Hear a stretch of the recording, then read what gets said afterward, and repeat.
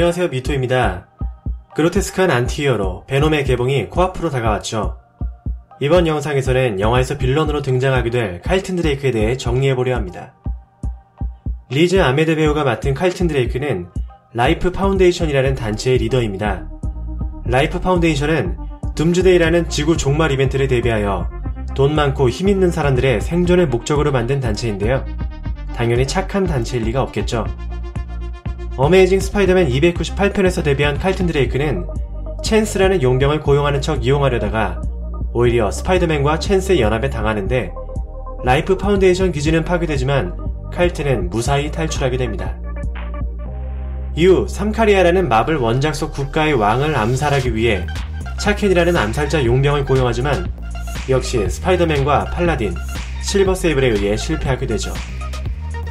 그 후에도 버려진 전투로봇 트라이 센티널을 이용하려다 스파이더맨과 노바에 의해 저지되고 고대 이집트의 사악한 마법사 스핑크스와 협력한 불법 사업은 뉴 워리어즈와 또다시 스파이더맨에 의해 막히게 됩니다. 이렇게 스파이더맨과 여러 히어로들에게 번번이 계획을 실패해오던 중 라이프 파운데이션의 또 다른 고위층 인사인 롤랜드 트리체는 샌프란시스코에 숨겨진 근교를 발굴하려다 베놈과 마찰을 빚게 되는데 이때 칼튼은 베놈의 힘을 보고 감탄하게 됩니다. 베놈의 정체를 안 칼튼은 에디 브룩을 납치하고 그 힘을 이용한 자식들을 만들게 되는데 이렇게 만들어진 신비오트가 바로 라이엇, 페이지, 에고니, 레저, 스크림입니다. 이들의 숙주는 모두 라이프 파운데이션의 모하비 사막 기지에 있던 보안 요원들이었죠. 이 5 신비오트들은 도심에서 난동을 피우기 시작했고 이를 추적한 스파이더맨은 모하비 사막 기지까지 잠입하게 됩니다. 그리고 스파이더맨은 탈출에 성공한 에디 브룩과 힘을 합쳐 5 신비오트들과 싸우게 되죠. 이 과정에서 기지가 폭발하지만 베놈과 스파이더맨 뿐만 아니라 5 신비오트들과 칼튼 드레이크는 모두 탈출에 성공하게 됩니다. 그리고 이때 칼튼은 역시 라이프 파운데이션의 진정한 방해물은 스파이더맨이라고 다시금 확신하게 되죠. 어쩌다 보니 암까지 걸리게 된 칼튼은 아라크니스 프로젝트를 시작합니다. 자신의 암 치료뿐만 아니라 거미인간이라는 새로운 종을 만드는 것까지 위한 프로젝트였죠. 이때 칼튼이 투병 중이라 롤랜드 트리체가 실권해갔고 일본 공충학 생명과학자 토시로 마카시에게 접근하여 자신이 정부기관인 것처럼 그를 속이면서 프로젝트를 진행하는데요. 이 실험을 방해한 학생이 암살을 당하고 또 우연히 연구팀에 소속되어 있던 스파이더맨이 이 실험에 대한 조사를 시작하게 됩니다. 사실 토시로 미카시 교수는 아라크니스 프로젝트에 대해 눈치채고 반대했지만 라이프 파운데이션이 딸을 납치했기 때문에 어쩔 수 없이 실험을 하는 상황이었고 이를 스파이더맨이 알게 되자 라이프 파운데이션은 토시로 교수까지 납치하여 스파이더맨에게 경고를 하는데요. 이들을 구하기 위해 어쩔 수 없이 라이프 파운데이션에 잡힌 스파이더맨의 DNA로 아라크니스 프로젝트는 실험에 성공하게 됩니다.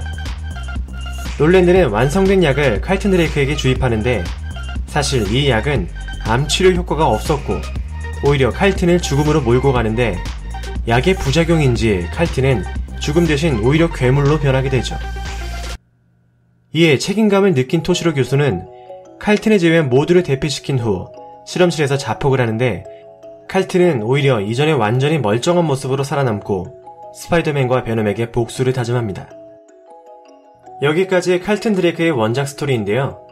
이후 아직까지 원작에서 칼튼 드레이크가 등장하진 않았습니다. 베놈과 스파이더맨의 숙적으로 아주 유명한 편은 아니지만 그들을 향한 원한만큼은 굉장한 수준이 아닐까 싶은데요.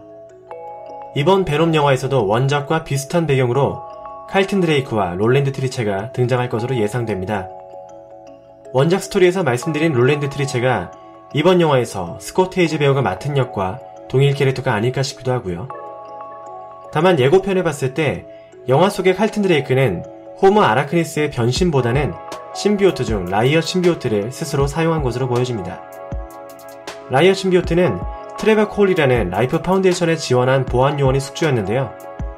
5 신비오트 중 가장 잔인하고 무자비하며 호전적인 성격을 가진 신비오트였습니다.